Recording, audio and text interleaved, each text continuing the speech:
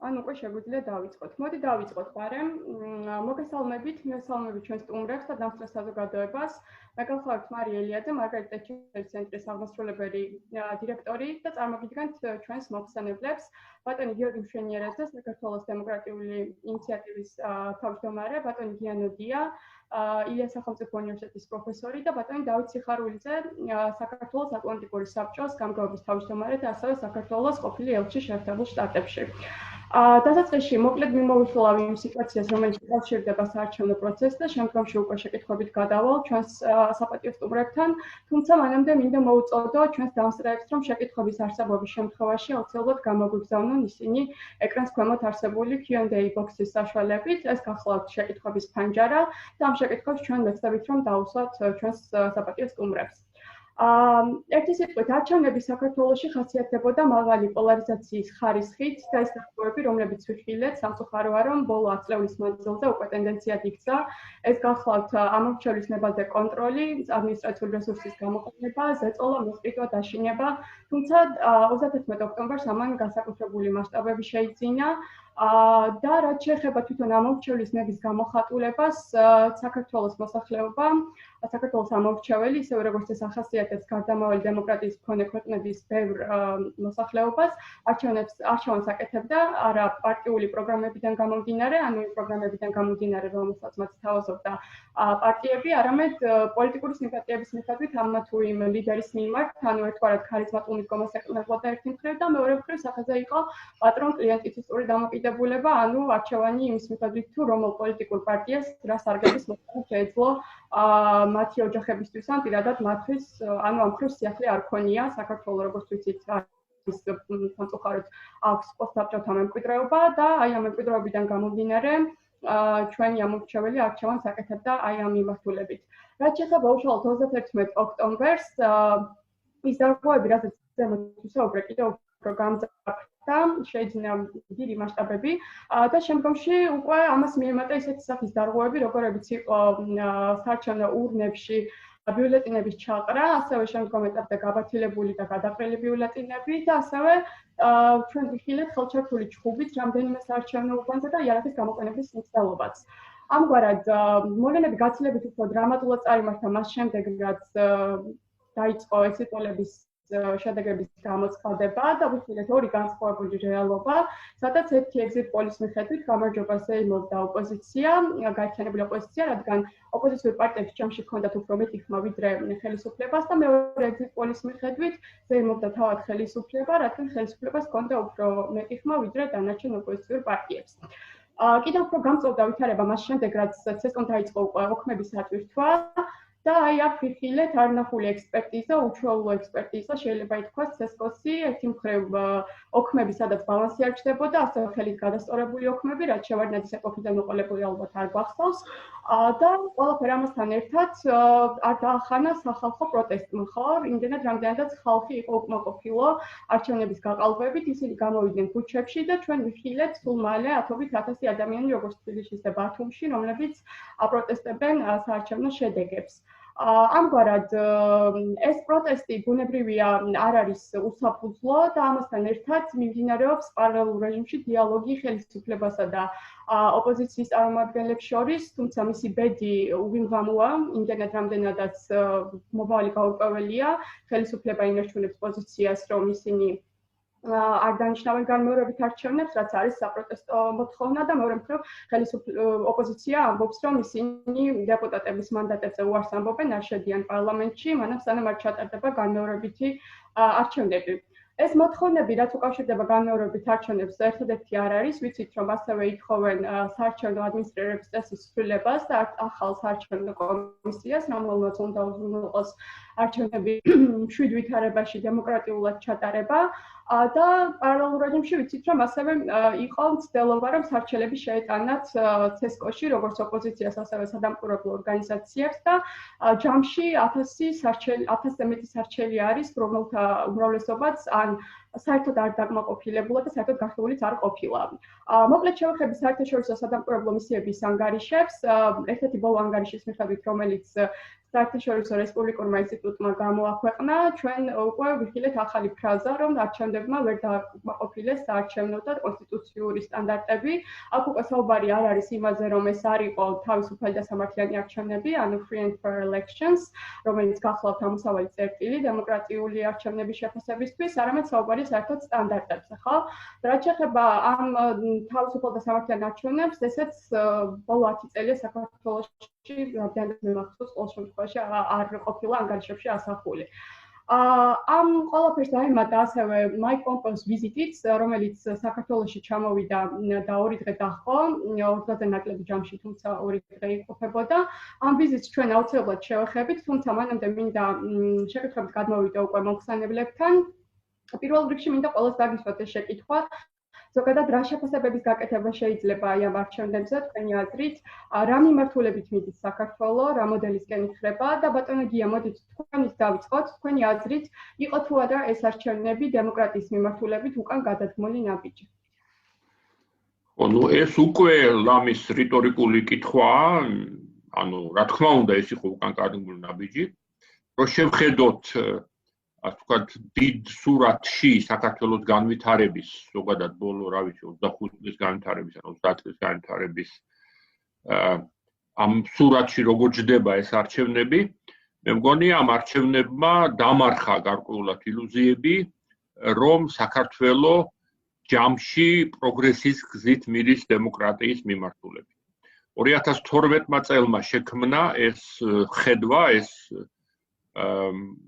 როგორც ახლა გამოჩნდა ილუზია, ამ პრაქტიკულად უმრავლესობა ადამიანებისა, ვისაც საქართველოს დემოკრატია აინტერესებს, ფიქრობდა, რომ ჯამში ეს არის ახალი ეპოქის დასაწყისი, სადაც დემოკრატია, რა თქმა უნდა, სრულყოფილი არ არის და ბევრი რამე აკლია სრულყოფილებისგან, მაგრამ დინამიკა არის პოზიტიური, ანუ უფრო დემოკრატიული გახდა საქართველო, ვიდრე მანამდე იყო.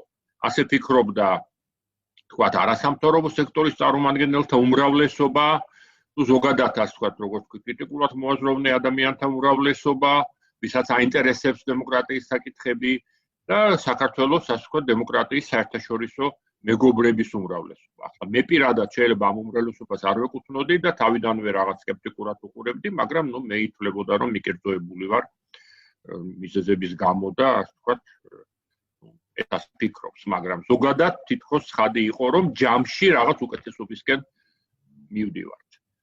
ნუ ჩემი აზრით, ამას წყალი შეუდგა განსაკუთრებით დაახლოებით ბოლო 2 წელი, ну, განსაკუთრებით სასამართლო სკანდალი, მეგრე 2019 წლის ზაფხულის სკანდალები, რაღაცნაირად გარდატეხის წერტილი იყო, დაიწყო გარდატეხა საერთაშორისო აზრში, ну, სწორედ ამ დროიდან გვახსოვს უპრეცედენტო რაღაც ქარცეცხლი თუ ნიაღვარი არ ვიცი კრიტიკისა დასავლეთიდანაც, ну, საქართველოსდან კრიტიკას უფრო შეჩეულია ჩვენი ხელისუფლება, მაგრამ ასევე არასამთავრობო სექტორის, განსაკუთრებით აი სასამართლოს ნაწილში, ну, გაცილებით უფრო მკაცრად კრიტიკული იყო, ვიდრე, ვთქვათ, თუნდაც 2012 წლის შემდეგ პირველი რამდენიმე წელი. და აი ამ არჩევნებმა ერთგვარად, ну, წერტილი დაუსვა ამას. ანუ დაასამარა ეს ხედვა, შეიძლება ითქვას, რომ საქართველოში რაღაც რაიმე პოზიტიური დინამიკაა დემოკრატიის თვალსაზრისით. პირიქით სასახაა, რომ ეს დინამიკა უარყოფითია და შეიძლება ამ არჩევნების პირველი დღის საერთაშორისო შეფასებები ასეთი არ იყო, მაგრამ შემდგომი შეფასებები უკვე ნამდვილად ასეთია, როგორც ქართული სამოქალაქო სექტორის თვალსაზრისიდან, ისე საერთაშორისო დამკვირვებლების მხრიდან. ნუ ოპოზიციური პარტიები გასაგებია, რომ აპრიორი მიკერძოებულ აქტორად მიიჩნევა და ისინი ბუნებრივია ყველაფერს გააკრიტიკებენ და ასე შემდეგ, მაგრამ ასე თუ ისე დამოუკიდებლად მიჩნეული შემფასებლები და კომენტატორები, ნუ მათი დიდი უმრავლესობა საუბრობს იმაზე, რომ მივდივართ უკან. ეს არის ჩემი აზრით სრულიად ცალსახა შეფასება. ახლა შემდეგი პრობლემაა შემდეგ საწავიდე, ამის შემდეგ რა უნდა მოხდეს. ჩემი აზრით ამ თვალსაზრისით ვითარება არის ერთგვარად ჩიხური. ამ ჩიხურობის ერთგვარი გამოხატულება იქცა პარლამენტის ბოიკოტის გადაწყვეტილება. აქ შეიძლება რა თქმა უნდა ვიდავოთ იმას, სწორი გადაწყვეტილება იყო თუ არასწორი. მე პირადად ის თავიდან გავაკრიტიკე და არ ჩავთვალე სწორად. ვიცი რომ ჩვენი ახლა უფრო ცხადი გახდა რომ ჩვენი საერთაშორისო პარტნიორების უმრავლესობა მას აკრიტიკებს და არ ეთანხმება, მაგრამ ამას უკვე დიდი მნიშვნელობა აღარ აქვს. აქ არის თავარია ამ შემთხვევაში ეთანხმები თუ არა წანამძღვარს, რომ პარლამენტში შესვლა ამ პირობებში ნიშნავს რაღაც შეგუებას არჩევნების გაყალბებასთან და ლეგიტიმაციას ამ გაყალბებისა. მე არ ვთვლი რომ ეს გაყალბების ლეგიტიმაცია შეიძლება გარკვეული ადამიანები არ თვლიან, მაგრამ როგორც თქვი ამას მნიშვნელობა აღარ აქვს. ამ წანამძღვრის, ამ თეზისის გარშემო მოხდა ოპოზიციის გაერთიანება, სრულიად განსხვავებული ოპოზიციური პარტიების გაერთიანება და ეს არ არის მხოლოდ რაღაც მიხეილ სააკაშვილის პირადი რადიკალიზმის გამოვლენა, ვთქვათ, ან მისი მომხრეების რადიკალიზმის გამოვლენა, ეს არის რეალური კონსენსუსი ოპოზიციაში და ოპოზიციურად განწყობილი საზოგადოების დიდ ნაწილში, ასე რომ ამ პირობებში უკვე მართლა ეს დებულება გახდა მართალი იმ თვალსაზრისით, რომ ახლა რომ გადაიფიქროს ოპოზიციამ და შევიდეს პარლამენტში, ისე რომ რაიმე სერიოზული დათმობა არ მოხდეს ხელისუფლების მხრიდან, ეს მართლა გახდება უკვე, ასე ვთქვათ, ამ გაყალბებული არჩევნების ლეგიტიმაცია. და მეორე მხრივ ოპოზიციას ნამდვილად არ ჩანს ყოველ შემთხვევაში ამ ეტაპზე ის რესურსი, რომ მან იმ რანგის, იმ მასშტაბის საპროტესტო ტალღა ააგოროს, ასე ვთქვათ, რომ აიძულოს ხელისუფლება უფრო სერიოზულ პრინციპულ დათმობებზე წავიდეს. ანუ ხელისუფლების პოლიტიკა არის ის, რომ არსებითად ის, რომ დემოკრატია ეს არის ერთგვარი თამაში, ეს მართლა დემოკრატია კი არ არის, არამედ რაღაც თამაშია, ჩვენ გთავაზობთ რაღაც თამაშის წესებს და თქვენს გაქვთ რაღაც უფლებები, შეგიძლიათ გააკრიტიკოთ მთავრობა, ვთქვათ, შეგიძლიათ ლეგალურად ოპოზიციური პარტიები იყოთ, თუმცა ჩვენ ვიტყვით, რომ თქვენ არ გაქვთ ამის უფლება, მაგრამ რეალურად ამის უფლებას მოგცემთ. ოღონდ ახლა მთლად ხელისუფლების შეცვლაზეც პრეტენზია არ უნდა განაცხადოთ ახლა. მართლად დასავლური დემოკრატია ეს არ შეიძლება და აი რაღაცნაირად ოპოზიციის ხელისუფლებას არ ეთყობა, რომ ამ ეგრეთ წოდებული ნარატივიდან ან ამ ხედვიდან გადახვევას აპირებს და მეორე მხრივ საზოგადოება, ფართოდ გაგებული საზოგადოება, ოპოზიცია და კრიტიკულად მოაზროვნე საზოგადოება არ არის ესეთი ძლიერი ჯერჯერობით, რომ აიძულოს ხელისუფლება, რომ ამ ხედვაზე ვარი თქვას. ასე რომ ჯერჯერობით ჩვენ გვაქვს ესეთი ჩიხი და მუდმივ მოქმედი პოლიტიკური კრიზისის ვითარებაში ვართ. ეს არის ჩემი აზრით, ეს არის ამ არჩევნების რეალური შედეგი. ეს არის ჩემი წინასწარი შეფასება. მადლობთ. ბატონ დავით, თქვენს მინდა გკითხოთ შეფასებებთან დაკავშირებით. აი ამ ბატონ გიონოდიას პოზიციიდან გამომდინარე, რითი დამატება შეგიძლიათ, რა იყო ეს, რა მოცემულობასთან გვაქვს საქმე და რატომ დასამართა ეს ილუზიები? მოგესალმებით კიდევ ერთხელ. ხო, უბრალოდ დავამატებდი გას, რომ თავისთავად ეგრეთ წოდებულად ასე ვთქვათ, სცენა უკვე მოწყობილი იყო ამისთვის, სანამ არჩევნები ჩატარდებოდა, მანამდე უკვე ძალიან მძიმე ვითარება ჰქონდა. საუბარი იყო უფრო და უფრო აქტიურად ბოლო წლების განმავლობაში განსაკუთრებით კაფიოდ გამოჩნდა ეს, რომ საქმე ჰქონდა სახელმწიფოს მიტაცებასთან, როდესაც სახელმწიფოში შეიქმნა ეს საქართველოსთვისაც ახალია, ხო, მანამდე მიუხედავად იმისა, ვინ ეს როგორი ესე ვთქვათ ტენდენციები ჰქონდა თავის მართვაში, ხო, ყოველთვის პოლიტიკური ძალაუფლება ყოველთვის მიბმული იყო ამა თუ იმ პოლიტიკურ ანგარიშვალდებულებაზე.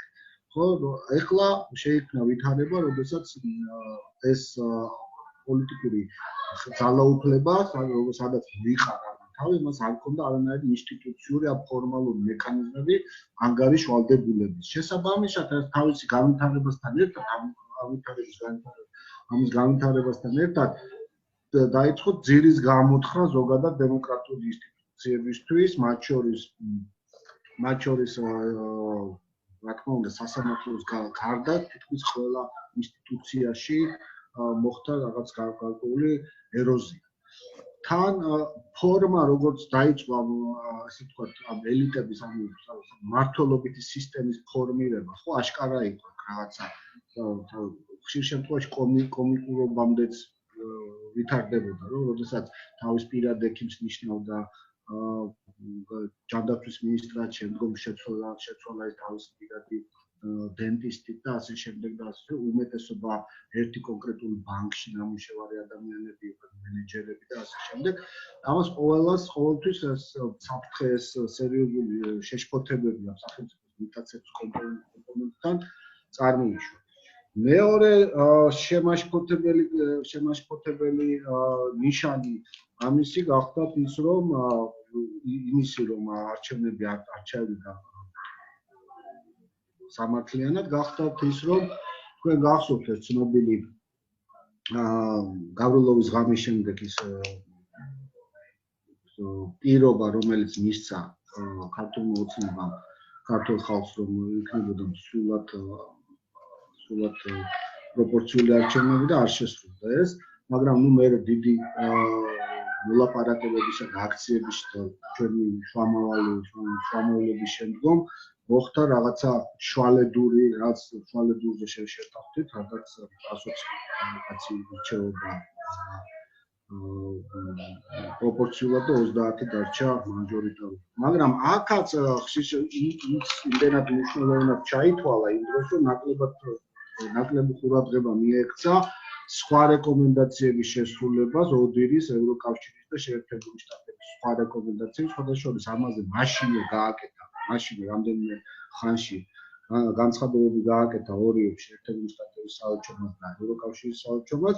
მათ შორის მე გულისხმობ საარჩევნო იყო რეკომენდაციები, რომლებიც არ იქნა გათვალისწინებული. ეს გახდათ საარჩევნო ადმინისტრაციის სამართლიანო დაბალანსება და დაკომპლექტების საჭირო ცვლილებები, საარჩევნო დავების განხილვის წესების გამარტივება, ქმედითი მექანიზმები შექმნა ადმინისტრაციული რესურსის გამოყენების წინააღმდეგ და შეზღუდვები აი ამ საარჩევნო უბანთან ასე ყადაღებული რა ქვია კოორდინატორების ყოფნის თუ ან ერთი სიტყვით შეზღუდვები საარჩევნო უბანზე ამორჩეველთა ნებაზე ზემოქმედების წინააღმდეგ. სწორედ აი ეს 4 პუნქტი იყო წამყვანი, რომელიც იყო ოდირის, ევროკავშირის და შეერთებული შტატების რეკომენდაციებში, განსაკუთრებით საპრეზიდენტო არჩევნების შემდეგ, რომელიც არ შეითვალა სამართლიან არჩევნებად და სწორედ არც ერთი ამდგარი არ იქნა გათვალისწინებული. გარდა ამისა, გამოჩნდა პოლიტიკური პატიმრებიც, პირველი იყო გიორგი რურუა, რომელიც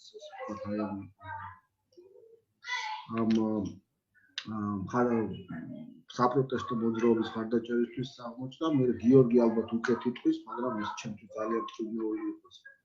რა თუ ნახე, არც არ ვიცი, მაგრამ ეს მთელი კარტოგრაფების საქმე იყო. საუკეთესო ტოტალიტარიზმის საუკეთესო ტრადიციებში დადგმული, სადაც აი ორი პერსონაჟი გამოჩნდა, რომელსაც მჭიდრო კავშირი ჰქონდა მოსკოვთან და სწორედ აი ორი პერსონაჟის მონაწილეობით დადგმულია ეს, რამაც ასევე კიდევ ორი ადამიანის დაპატიმრება, რასაც ორი ადამიანის დაპატიმრება მოყვა. ამიტომ მე ვფიქრობ, ხო, დღევანდელ ის მოხდა ის არჩევნები, რომელიც ბატონობია აღწერა და აღარ გავიმეორებ ამას. ჩემი აზრი არის, რომ ყველა ამ გადადგმული ნაბიჯების შემდგომ ოპოზიციას სხვა არჩევანი უბრალოდ არ დაუტოვა. ეს არ არის, ასე ვთქვათ, მათი პოზიცია, რომ არ შევლენ პარლამენტში, ეს არ არის გამოწვეული რაღაც მათი ჯიუტობის გამო. მათ სხვა არჩევანი არ არჩენილი ამ ეტაპზე და ყველა სხვა ნაბიჯი ალბათ იქნება ესე ვთქვათ დაკანონება, არა თუ დაკანონება ამის, არამედ თვისობრივად სხვა დონეზე გადაყვანა ქართული დემოკრატიას, ხო? ეს გახდება რაღაცა ესეთი კვაზი დემოკრატია, სადაც აი ბატონი ნაგიან კარგად აღწერა, შეიძლება იქნება რაღაც ფასადურად ოპოზიცია პარლამენტში, მაგრამ არასდროს არ უნდა იფიქროს, რომ რაღაცა არჩევნები თემის სერიოზული ცვლილებები შეიძლება დადგეს. ალბათ, რა ვიცი, გზა წინ ალბათ ეს არის ის გამოსავალი ერთადერთი, რომელიც ეხლა ამ ეტაპზე აქვს.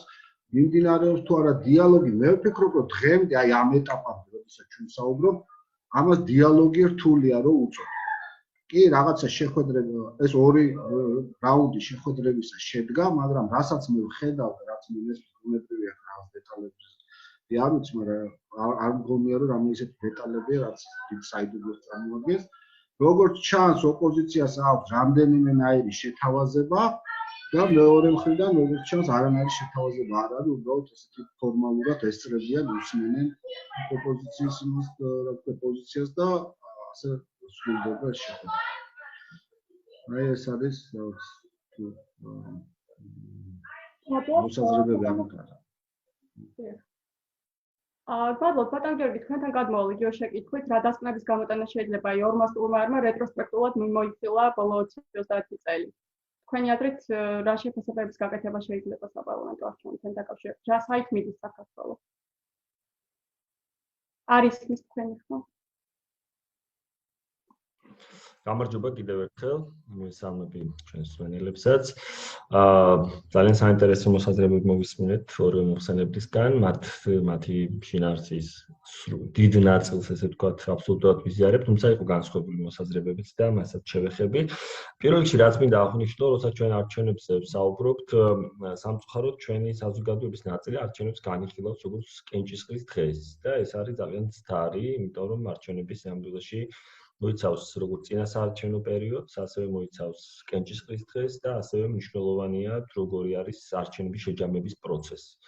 თუ ამ სამივე ეტაპს ჩვენ არ მივანიჭებთ სათანადო მნიშვნელობას, მაშინ დავიწროვდება ესე ვთქვათ არჩევნების არსი დაიყვანება კენჭისყრის დღემდე და თითქოს ისე აღმოჩნდება, რომ აი კენჭისყრამ ჩაიარა რაღაც მეტნაკლებად მშვიდ გარემოში და ამიტომ არჩევნები არის თქვა სამართლიანი და თავისუფალი შეიძლება ესეთ შეფასება გაკეთდეს. მე ვფიქრობ, ეს არ არის სწორი დამოკიდებულება და ჩვენ ამაზე ხაზგასმა ყოველთვის გვჭირდება. ზოგადად არჩევნები თქვენთვისაც და აუდიტორიისთვისაც ცხადია, რომ ეს არის სახალხო სუვერენიტეტის რეალიზების ძირითადი ფორმა, კერძოდ როცა ადამიანები საკუთარ ძალაუფლებას, ესე ვთქვათ, ამ გზით ტრანსფორმირებას უკეთებენ, ტრანსფორმაციას უკეთებენ, ესე ვთქვათ, და გადაცემენ ხელისუფლებას. არჩევნების ეს ვთქვათ დანიშნულება ასევე არის ხელისუფლების წარმომადგენლების ერთგვარი განსჯაც, ხო?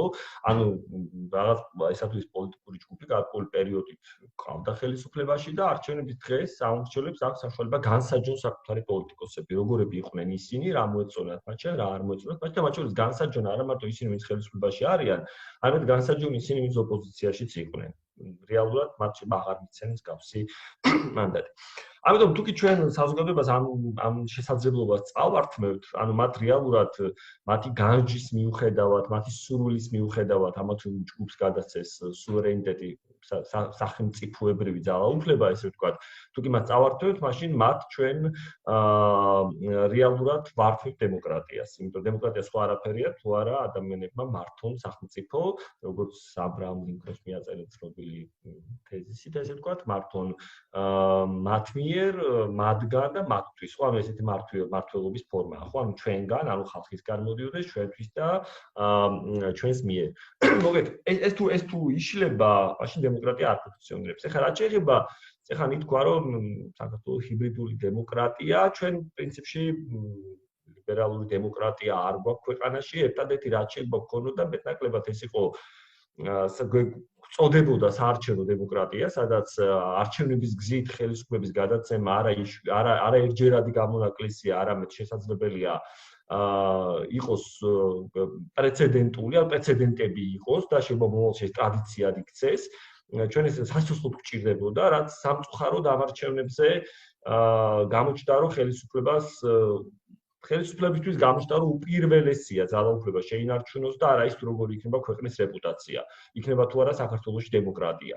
თუნდაც საარჩევნო დემოკრატია. ლიბერალური დემოკრატიის კუთხე ძალიან ბევრი პრობლემა აქვს ჩვენ როგორც სახელმწიფოს და ამაზე სხვა დროს და სხვა ფორმატში შეგვიძლია ბევრი ვისაუბროთ. აქ იყო საუბარი შეფასებაზე არჩევნების და არჩევნების კენჭრის დასრულების შემდეგ მალევე არასამთავრობო ორგანიზაციებმა განცხადებაც გავავრცელეთ. ჩვენი ორგანიზაციაც იყო მიერთებული და ვთქვით, რომ ეს არჩევნები იყო ყველაზე ცუდი არჩევნები, რაც ქართული ოცნების ხელისუფლების პირობებში ჩატარებულა. ჩვენ არ გავუკეთებია შედარება წინა ხელისუფლების რო ჩატარებულ არჩევნებთან და სიმართლე რო ვთქვათ, ჩვენ ძიმე არჩევნები გვახსოვს ძალიან ბევრჯერ ჩვენი ისტორიის მანძილზე, ხო? უბრალოდ იყო განსხვავებული გამოწვევები და განსხვავებული ტკივილები და საზოგადოების მომზადება, ძალობას ესე ვთქვათ და საზოგადოების დასრულობაც იყო განსხვავებული. ჩვენ ვფიქრობთ, რომ ჩვენი საზოგადოება ბევრად მეც იმსახურებს, ბევრად გაიზარდა და ბევრს ითხოვს და ბევრს იმსახურებს დღეს, ვიდრე ვთქვათ, ეს იყო შევარდნაძის ხელისუფლების რაღაც მომენტი. მე გაგახსენებთ 2003 წელს არჩევნების გაყალბებაზე როცა ვლაპარაკობდი, კატასტროფა ხდებოდა, ადამიანები მიდიოდნენ საარჩევნო უბნებში და სიაში არ იყვნენ ხმა რომ მიეცათ, ხო? აი მასშტაბები და თვისობრიობა დარღვევების იყო აბსოლუტურად განსხვავებული, ხო, სხვა ტიპის დარღვევებზე ვსაუბრობდი. თუმცა მე ვიზიარებ იმ შეფასებას, რომ და მათ შორის გაკვირვებასაც კითხვა იყო შემოსული, ასე ვთქვით, ევროპელი და ამერიკელი პარტნიორების შეფასებაზე, რომ ამ არჩევნებზე რეალურად არ ყოფილა რაიმე ისეთი ახალი მეთოდი გამოყენებული გაყალბების კენჭრის დღეს გულისხმობ, რომელიც მანამდე არ შეგვხვედრია. რეალურად ეს მეთოდები მანამდე გვხვდებოდა 2016 წლის არჩევნებზე, გვხვდებოდა 2012 წლის არჩევნებზე, გვხვდებოდა 2008 წლის არჩევნებზე. ეს მეთოდები იყო ჩვენ საზოგადოებაში, არსად არ გამქრალა, უბრალოდ განსხვავება რაც ამ არჩევნებს ჰქონდა სხვა არჩევნებისგან იყო, რომ იმდენად მცირედი აღმოჩნდა განსხვავება ოპოზიციასა და ხელისუფლების მიერ გაყალბებით და მათ შორის არა მარტო გაყალბებით, ეს ადმინისტრაციული რესურსის გამოყენებაც არის. ესე ვთქვათ, ამ კონტროლი ამ ურჩევლებს რომ გაყალბება ფართო გაგებით. იმდენად ცირე აღმოჩნდა მათ შორის განსხვავება, რომ ოპოზიცია კარგად ხვდება, რომ ამ რამოდენიმე პროცენტს 4-5% შესაძლებელია ქონდეს გადამწყვეტი მნიშვნელობა ხელისუფლებაში დარჩება თუ არა ხელისუფლება. თუ კი არჩევნებს აყალბებთ პირობითად 10%-ით, მაგრამ არჩევნებს იგებ 30%-ით, ან 20%-ით, მაშინ ოპოზიცია ვერ დაიწყებს ისეთ კამპანიას, ან ისეთ პროტესტს, როგორც დღეს არის, ხო? ისეთ პროტესტი მისი ვერ იქნება, ისეთი ეფექტია. მე ვფიქრობ, რომ გარკვეულწილად არასწორი იყო ჩემი აზრით, რა თქმა უნდა, ოპოზიციის ქცევა, როცა კენჭისყრის მეორე თუ მესამე დღეს უკვე ბოიკოტზე დაიწყეს ღიად საუბარი. მე ვფიქრობ, რომ არჩევნებს კი ჩვენ განვიხილავთ როგორც ერთიან პროცესს და ეს პროცესი გულისხმობს არჩევნების შეჯამების პროცესაც, ხელისუფლება ოპოზიციის ადგილას მე მაგალითად ავუჩევდი აბსოლუტურად სხვა სტრატეგიას, ვისაუბრებთ იმაზე, რომ ჩვენ ვიბრძოლებთ თითოეული ხმისთვის, რომელიც მათ მიიღეს და უფრო მეტად შევძლებდი ამეხსნა საზოგადოებისთვის ამდენ ხმას პარავს ამ წუთას ხელისუფლება და თუ კი ისინი ვერ მიაღწევდნენ სხვადასხვა გზებით ეს მე მახსოვს მესმის რომ ინსტიტუტები არ გვაქვს საქართველოში მყარი დემოკრატიული ინსტიტუტები, მაგრამ თუ კი ამ გზით ვერ აღწევენ ესე ვთქვათ წარმატებას, უფრო და უფრო ცხადი ხდება ყველასთვის და ახსნადი ხდება ყველასთვის, მათ შორის ჩვენი საერთაშორისო პარტნიორებისთვის, რატომ მიმართავ უკიდურეს ზომას პროტესტის, რაც შესაძლებელია ამ შემთხვევაში იყოს ბოიკოტი. ბოიკოტი საპარლამენტო ცხოვრებისთვის ეს ბევრ რისკს შეიცავს თავის თავში. ახლა ეხან ითქვა, რომ რაც შეიძლება და ასე მარტო იმით კი არ დააზიანდება რეპუტაციულად ქართული ოცნება, რომ მაგალითად არ შევიდა ოპოზიცია პარლამენტში. აი მაგალითად იუსტიციის უმაღლესი საბჭოს წევრებს, რომლებიც არიან საქართველოს პარლამენტის მიერ არჩეული, გადით უფლებამოსილებისა და 2021 წელს და ახლებია ასარჩევი, რომელსაც სჭირდება 90 ხმა, რომელიც არ ექნება ალბათ ქართულ ოცნებას. და რა ვშვებით, იუსტიციის უმაღლესი საბჭო აჩერებს მუშაობას? ანუ ეს 5 წევრი აღარ გვეყოლება პირობითად? ან ბევრი სხვა საკითხია, რომელიც პასუხისმგებლობით თან ერთვის ამას, ესე ვთქვათ. ამიტომ ეს ერთი უბრალოდ პრიმიტიული მაგალითი მოვიყვანეთ, ხო? ამიტომ საბოლოო ჯამში რომ ეს ერთგვარი შეჯამება გავაკეთოთ, ხო, ეს არის განწყობების ამბავიც, ახლა პროტესტზე როცა მიდგება საკითხი, ვთქვათ, ოპოზიციური ამორჩეველი ბევრად აქტიურია ყოველთვის ვიდრე სახელისუფლება, იმიტომ რომ როცა ხელისუფლებაში ხარ 8 წელია და მით უმეტეს ამ ხელისუფლებაში ყოფნას თან ერთვის ძალიან ბევრი გაუარესება, მათ შორის ეს არის ეკონომიკური თვალსაზრისით, მათ შორის ეს არის სოციალური მდგომარეობა, მოქალაქეების, მათ შორის ეს არის პოლიტიკური, საერთაშორისო პოლიტიკური კუთხითაც და კითხვის ნიშნები შენსა და შენს ხელისუფლებასა და რუსეთის თანამშრომლობის შესახებ, ყოველთვის ისეთი პოლიტიკა გიწევდა არ გაღიზიანების პოლიტიკა, რომელიც სინამდვილეში დაყოვების პოლიტიკა უფროა, მაშინ ბუნებრივია შენი მხარდამჭერი აუმრჩევლები ხშირად ვერ არიან ისეთივე ბრძოლისუნარიანები, როგორც ბრძოლისუნარიანი შეიძლება იყოს ოპოზიციის აუმრჩეველი. ამიტომ ხელისუფლება ეს ფაქტორი უნდა გაითვალისწინოს, ჯერ კიდევ ყველაფერი დასრულებული არ არის და ის ფორმატები და ის გზა, რასაც ჩვენი საერთაშორისო პარტნიორები თავაზობენ, მე ვფიქრობ, ჯერ კიდევ ბოლომდე ამოწურული არ არის. კიდევ არსებობს რესურსი და საშუალება, მშვიდობიანი გამოსავალი ამ სიტუაციიდან იყოს როგორც ხელისუფლებამ, ასევე თელმა ჩვენმა სახელმწიფომ. რა თქმა უნდა, ეს ვთქვათ, პოზიცია არ არის გულთქმილო, რომ ეხა ბატონ ივანიშვილი მზად არის, რომ ხვალვე დათმოს ძალაუფლება და თქვას, რომ ბატონებო ბოდიში პაპატიეთ ამილგან დავიხევ, ესე არ იქნება, ბუნებრივია ის არ უყურებს სახელმწიფოს როგორც პოლიტიკოსი, ის უყურებს სახელმწიფოს როგორც ბიზნესმენი, რომელსაც აქვს კორპორაცია, სადაც ის თუ ძალაუფლებას დაკარგავს ყველაფერს, ესე უყურებს. გასულეთ პოლიტიკოსიდან რომელსაც ის დღეს წავა და ხვალ შეიძლება ისე მოვიდეს, ხო? ამის ეს ვთქვათ, აღქმა აქვს. ამიტომ აი ამ ძალაუფლების დაკარგვის შიშიმისთვის ძალიან მძიმეა, თუმცა მე ვფიქრობ, აუცილებელია ყველამ მეცადოს იმ გზის მოძიებას და მე კიდევ ერთხელ მეუბნები, ეს არ გავს 2003 წელს. არც სახელმწიფო გავს 2003 წელს, არც ჩვენი ძალოვანი უწყებები გავს პირდაპირ 2003 ვთქვათ, მაშინ მოშლილი იყო და მონგრეული, ესე ვთქვათ, ეს ბევრად რთული გზაა, ბევრად რთული პროცესია და ამიტომ მე ვფიქრობ, უკეთესი გამოსავალი ქვეყნისთვის იქნება დათმობა პირველ რიგში ხელისუფლების მხრიდან, თუმცა ეს იქნება ძალიან რთული მუშაობის, უნდა იყოს რთული მუშაობის პროცესის შედეგი. ძალიან დიდი მადლობა. დათმობებზე იყო საუბარი აქ, როგორც ხელისუფლების მხრიდან, ასევე რა შეიძლება გააკეთოს ოპოზიციამ, ასევე ბატონმა დავითმა აღნიშნა, რომ სხვა გამოსავალი არ ქონდა ოპოზიციას, ეს იყო ერთადერთი ალტერნატივა მათთვის. აი ამ ყველაფრიდან გამომდინარე, პარლამენტის ბოიკოტის საკითხზე მინდა კითხვათ ბატონო გია. როც შევიდეს ოპოზიცია პარლამენტში, რა ბერკეტები აქვს იქიდან, რომ გაატაროს თავისი პოლიტიკა და პოლიტიკური დღის წესრიგი? და შესაბამისად საქართველოს ეს დაისახოს დადებითად. თქვენი ხმა არ ისმის?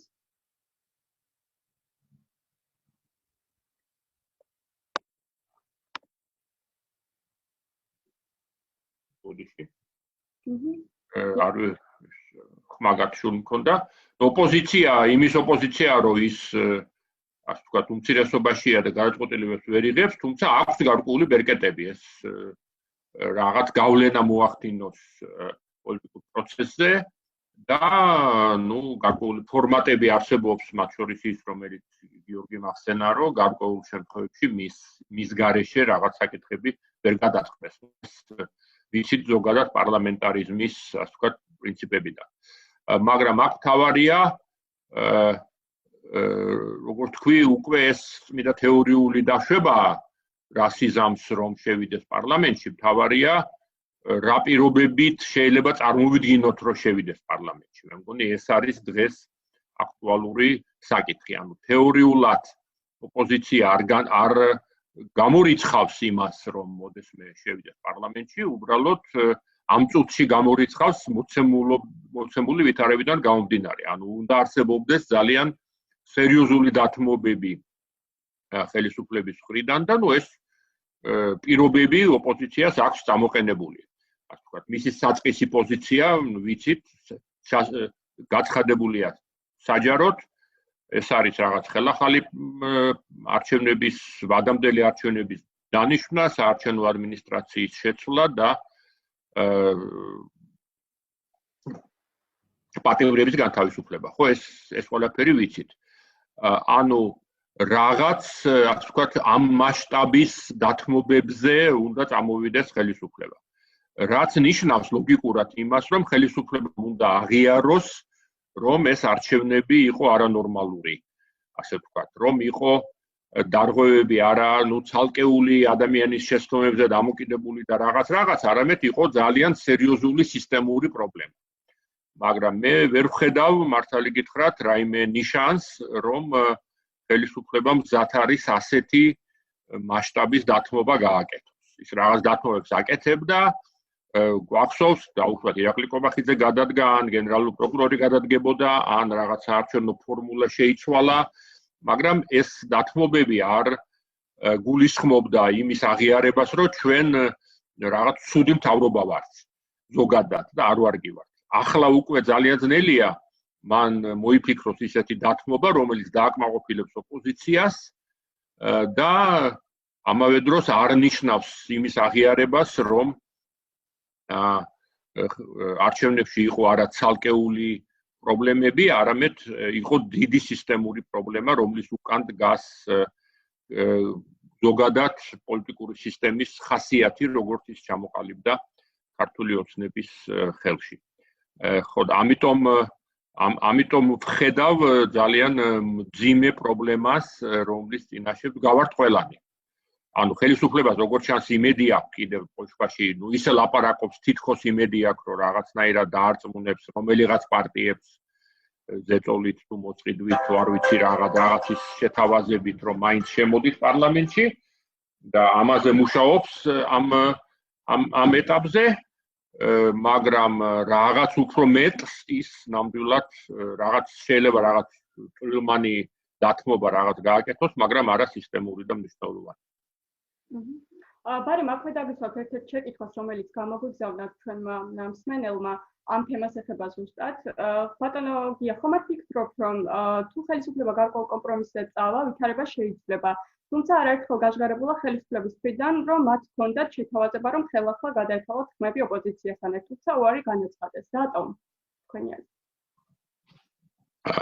Ну, პრაქტიკულად ამ კითხვას უკვე გარკვეულად უპასუხე. ანუ, რა თქმა უნდა, შესაძლებელია წარმოვიდგინოთ, რომ რაღაც დათმობაზე წამოვიდა ხელისუფლება, ეს დათმობა აღიარა ოპოზიციამ და ასე ვთქვათ, მრავალპარტიული პარლამენტი შედგა, ასე ვთქვათ, ამისი შესაძლებლობა ლოგიკურად არსებობს, უბრალოდ ჯერჯერობით გააჩნია, ასე ვთქვათ, რა რანგის დათმობა შეიძლება იყოს, პრაქტიკულად ხელისუფლებამ თავისი საარჩევნო კომისიის ჩათვლით ფორსირებულად დაასრულა, ასე ვთქვათ, პროცესი, უკვე უარყოფილია და სასამართლოსთან ერთად უარყოფილია პრაქტიკულად ყველა ან დიდი უმრავლესობა საჩივრებისა, დასრულებულად გამოცხადდა ხმის დათვლის პროცესი, ასე რომ ხელისუფლებამ გარკვეულად შეგნებულად აღარ დაიტოვა დასათმობი სივრცე ამ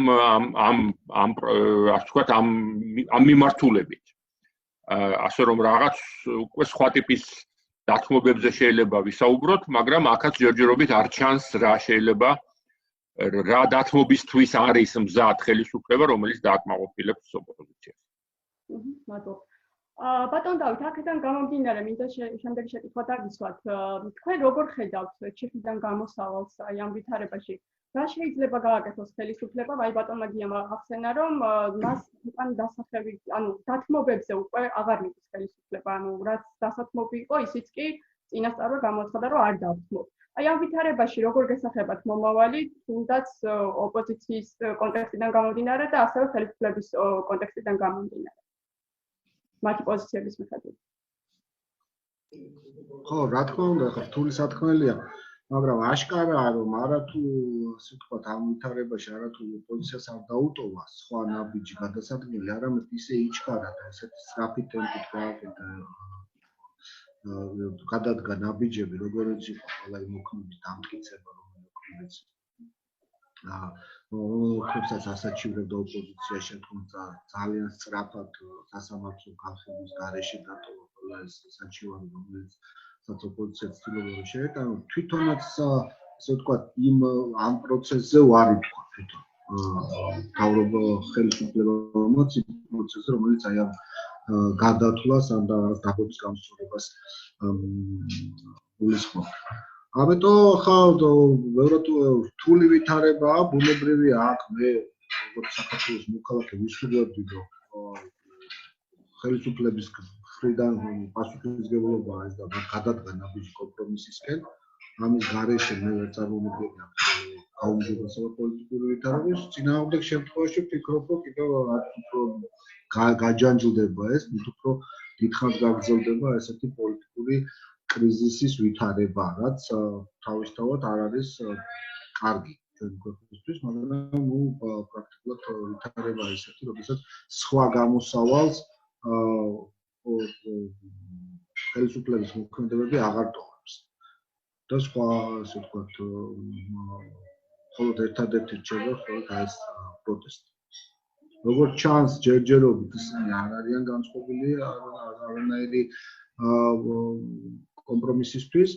ასეთი ტიპის წინადადება არც გაჟღერებულა, როგორც ჩანს, მიუხედავად იმისა, რომ ეს ორი რაუნდი ჩატარდა საუბრების, ისინი მოდიან კიდევ ერთხელ მეორე და მოусმენენ ამ ოპოზიციას და მე მიდიან და ამიტომ არის ასე ვთქვათ ესეთი სხვადასხვა პოლიტიკოსების ძალიან ხისტი განცხადებები, საჯარო განცხადებები, რომელშიც არანაირი ტონალობა არ იგრძნობა, რომ რამე ის გზად არის დათმობისთვის რამე კომპრომისი. Acum მინდა გითხოთ პომპეოს ვიზიტის შესახებ, ბარემ ჩაგეკითხებით, ანუ რა გავლენის მოხდენა შეუძლია მის ვიზიტს ჩვენს ქვეყანაზე. ანუ ნიშნავია ის ფაქტი, ჩემი აზრით, რომ პომპეო პროცესში მოვიდა არც წინასწარ განცხადებებში და არც შემდგომ ის მას არ მოულოცავს ჩვენთვის არჩევნების ჩატარება, როგორც ასეთი, არც შეიძლება ის იქიდან გამომდინარეობს, რომ მეორე ტურები ჯერ არ ჩატარებულა, თუმცა ფაქტია, რომ არ მოულოცავს არჩევნების ჩატარებას. ესეთი და ზოგადად რა რისთვის ჩამოვიდა პომპეო საქართველოში, რა მიზანი ჰქონდა მას და რა შეიძლება შეუძლია ამას პოლიტიკურ ფიქრიდან გამოსავალდად. ზოგადად ეხლა მე არ მინდა არ დაუკავშირებდი ჩვენ არჩევნებს მის ვიზიტს პირდაპირ. ეს ალბათ გამოსამშრობებელი ტური ქონდა პომპეოს და ძალიან მნიშვნელოვანია, რომ საქართველოს გახდა ესეთი შეჩერების ადგილი. ხო, ამ ტურის ერთ-ერთი ადგილი, სადაც ამ ტურის დროს გაჩერდა, მე ვფიქრობ, რომ ძალიან მნიშვნელოვანია სწორედ მას უნდოდა სწორედ გამოიგზავნა სიგნალი, რომ მიუხედავად აი ამ ვითარებისა, რთული ვითარებისა, რომელიც არის ჩვენს რეგიონში, შეერთებული შტატები რჩება დაინტერესებულად და ჩართულად. უბრალოდ ააბსოლუტურად და ჩართuldeა დაინტერესებული და ჩართული საკითხებში. გარდა ამისა, საერთოდ მიღებულია ასეთი ტიპის ტრიპები, ასეთი მოგზაურობები, როგორც ერთი ადმინისტრაცია ასრულებს და ძალიან მნიშვნელოვანია ეს იმისათვის, რომ პოლიტიკის გამგზავრება იყოს. რაც შეეხება სწორედ იმ საკითხებს, რომელიც ეხება დემოკრატიას და არჩევნებს. ბუნებრივია, ჩვენი სტრატეგიული თანამშრომლობის უმთავრესი ინტეგრალური კომპონენტი არის დემოკრატია და ზოგადად საქართველოს ფასი და ასე ვთქვათ, მნიშვნელობა უფრო მაღალია, რადგან მაღალია დემოკრატიის ხარისხი საქართველოში. თორემ სხვა ამ სტრატეგიული თანამშრომლობის სხვა კუთხებია. ჩვენ არა ვართ საუდის არაბეთის სადაც უფრო წინა პლანზე არის რაღაც ენერგეტიკული საკითხები და სხვა. ჩვენი ფასეულობა უფრო მაღალია, მაღალია ჩვენი დემოკრატიის ხარისხი. რაც შეეხება ხა ამ კონკრეტულ შეფასებას, რომელიც შეერთებულ შტატებმა გააკეთა და ჩვენო საერთაშორისო პარტნიორებმა, მათ შორის შეერთებულმა შტატებმა, მე არ ვიცი საერთოდ პირველივე შეფასებიდანვე რატო იყო ესეთი კმაყოფილებით გამოთქმული, რომ რაღაცა მე ვფიქრობ, რომ ძალიან ძიმე შეფასება იყო, იქ აღნიშნული იყო ძალადობა, მოსყიდვა და აბსოლუტურად წაშლილი ზღვარი სახელმწიფო და პარტიულ ინსტიტუციებს შორის. ეს იყო ძალიან ძიმე შეფასება. შემდგომი შეფასებები კიდევ უფრო მძიმე არის და ბოლოს აი ეს გამოთქმა საერთოდ მე შვიათად მახსოვს ესეთი ხისტი გამოთქმა ზოგადად რასაც შეეხება საქართველოს, ეს გახლავთ ფატალურად ხარვეზიანი არჩევნები. ფატალურად ხარვეზიანი არჩევნები ინტერპრეტირება შესაძლებელია ინფორმით, რომ ეს არასახავს რეალურად და ფურცელზე გაფორმებული შედეგი არასახავს ამორჩევის ნებას. ამიტომ მე არ ვფიქრობ, რომ აქ არის რამე საამაყო ან რაღაც ესეთი ამ შეფასებაში რაც შეიძლება რითიც შეიძლება ხელისუფლება მიამოყოს. მე ვფიქრობ, რომ ძალიან ძიმე შეფასებაა. დანარჩენი, რა თქმა უნდა, ჩვენი გადასაწყვეტია. საქართველოს სუვერენული ქვეყანაა, საქართველოში არსებობს არის სამოქალაქო საზოგადოება და სწორედ აი საქართველოს გადასაწყვეტია, როგორ პასუხს გასცემს აი ამ ვითარებას. ეს რა თქმა უნდა, ამაში ერევახულობენ ჩვენი დასავლელი პარტნიორები და სწორედ მათ გააკეთეს ის, რაც გააკეთეს, თავიანთი შეფასება გვაქვს ჩვენ და მე ვფიქრობ, რომ კიდევ დანარჩენი საბოლოო შეფასებები კიდევ უფრო არასახარბიელო იქნება ამ არჩევნების ორგანიზატორებისთვის. მადლობთ. ბატონო გიორგი, თქვენი აზრით, რისთვის ჩამოვიდა პომპეო საქართველოში? აი ბატონმა დავით მათისაუბრა ამაზე და ასევე მინდა გკითხოთ, საერთოდ რა ძალა აქვს საქართველოს მოსახლეობას თქვენი აზრით? ვისი გაკეთება შეუძლია? აი სახალხო პროტესტი ხო არ არის ამოუწურავი ამასთან ერთად? ანუ ერთია რა ძალისხმევას გაიგებენ თუნდაც უცხოელი დიპლომატები, ვიცით რომ ფილიპ პიკერიც დატოვა მან საქართველოში, ერთი ეს არის და მეორე თვითონ ხალხს ვისი გაკეთება შეუძლია. თქვენ რამდენად გჯერათ რომ სახალხო პროტესტს შეუძლია ისეთი მუხტის დატრიალება საქართველოში რომ კრიზისიდან გამოსავალი დავინახოთ და ბოლო-ბოლო ჩვენს ქვეყანას რამე ეშველოს ასე ვთქვათ.